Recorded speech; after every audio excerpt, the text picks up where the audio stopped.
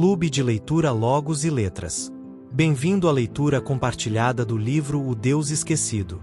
Revertendo nossa trágica negligência para com o Espírito Santo. De Francis Chan. Introdução. Parte 3, final da página 13 à página 16. É provável que a leitura deste livro não seja fácil. Não importa qual seja a sua tradição religiosa, você provavelmente carrega e preserva alguns estereótipos quando se trata do Espírito Santo.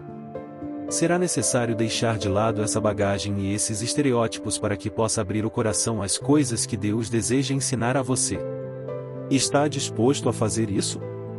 Algumas pessoas ouvem a expressão Espírito Santo e automaticamente ficam preocupadas, achando que começarei a usar um discurso excessivamente carismático.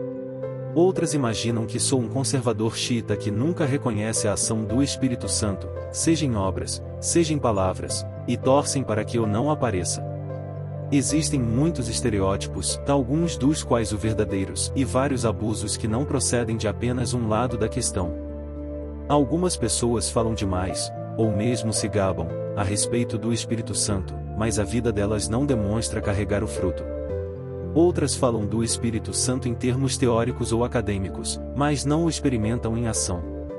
Há ainda os que o ignoram em qualquer aspecto prático e, como é de esperar, raramente vivem um relacionamento ou intimidade com o Espírito.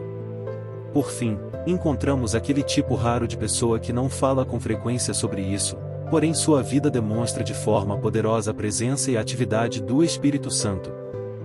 Algumas pessoas ficariam satisfeitas se eu dissesse que é possível encontrar um equilíbrio saudável entre esses dois extremos. Mas não é isso que iremos fazer.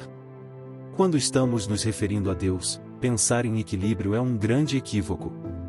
Ele não é apenas um elemento a mais nessa mistura que chamamos de vida. Deus deseja que o convidemos a permear todas as coisas e todas as partes de nosso ser. Da mesma maneira, buscar um equilíbrio saudável do Espírito Santo sugere a ideia da existência de pessoas que têm muito dele e outras que têm pouco. Ainda estou para conhecer alguém que tenha muito do Espírito Santo. Com certeza, já vi muita gente que fala demais sobre ele, mas nenhuma que, de fato, tenha se sentido plena de sua divina presença. É possível ter o suficiente de Deus? Ou tê-lo em excesso? Será que existe determinado ponto a partir do qual a pessoa pode se sentir satisfeita com a quantidade de intimidade, conhecimento e poder de Deus que experimenta? Não consigo ver como isso é possível. Afinal, cada encontro nosso com Deus não deveria produzir em nós uma sede ainda maior do Senhor? Permita que eu seja ainda mais claro, e não se trata de uma convocação para que você se torne um extremista desinformado, mas para reconhecer que, como cristãos, não podemos jamais dizer que, agora chega de Deus. Ele é infinito, e nós, finitos, sempre haverá mais de seu caráter para descobrirmos, mais de seu amor para sentirmos e mais de seu poder para usarmos no cumprimento de seus propósitos. Não posso dizer exatamente o que acontecerá quando você admitir que nunca poderá conhecer por completo ou experimentar o suficiente do Espírito Santo e, mesmo assim, fizer a escolha por segui-lo, independentemente dos resultados. Sei apenas que, quando uma pessoa se rende inteiramente ao Espírito Santo, Cristo é glorificado. E não ela. Jó 16:14. Talvez o problema principal tenha mesmo que ver com nossa resistência a nos entregarmos a Deus, e não com o fato de acharmos que temos muito dele. É possível que, quando uma pessoa diz, eu só quero um pouquinho de Deus, muito obrigado, ela esteja querendo dizer, na verdade, eu prefiro não entregar a Deus as áreas de minha vida com as quais me importo de verdade, por isso vou continuar controlando isso aqui, aquilo ali e, claro, mais aquilo. Só que a coisa não funciona assim. Quando leio as Escrituras, vejo a verdade e a necessidade de uma vida totalmente rendida ao Espírito Santo e dependente dele.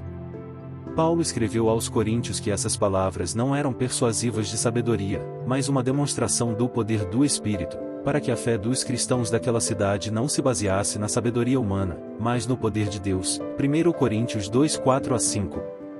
Mais adiante, na mesma epístola, ele reitera que o reino de Deus não consiste em palavras, mas em poder. 1 Coríntios 4:20.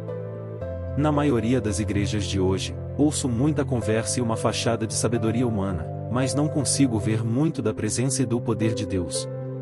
Estou cansado de apenas falar sobre Deus. Quero vê-lo agindo por meu intermédio, por intermédio da Igreja Cornerstone e por intermédio do corpo de Cristo espalhado pelo mundo inteiro. Sei que há mais. Todos nós sabemos que há mais. Foi por essa razão que escrevi este livro, para analisar com você como Deus nos tem chamado para ir além por meio da força e da presença do Espírito Santo. Recuso-me a viver o que resta de minha vida onde estou neste momento, estagnado no ponto atual. Não me entenda mal, Deus já fez tanto em minha vida, e sou muito grato por isso. Apenas estou convencido de que há mais para mim. Há mais do Espírito Santo e mais de Deus do que qualquer um de nós experimenta. Eu quero chegar lá, não apenas em termos de conhecimento, mas também na vida, com tudo quanto sou. Ao darmos início à leitura deste livro, que nosso desejo de experimentar mais do Espírito Santo possa se tornar nosso ponto de partida. E que abramos, mais amplamente como nunca antes, o coração em nossa vida à sua presença e às suas ações. Pelo poder e pela presença do Espírito Santo, que possamos ser pessoas diferentes quando chegarmos ao fim dessa jornada.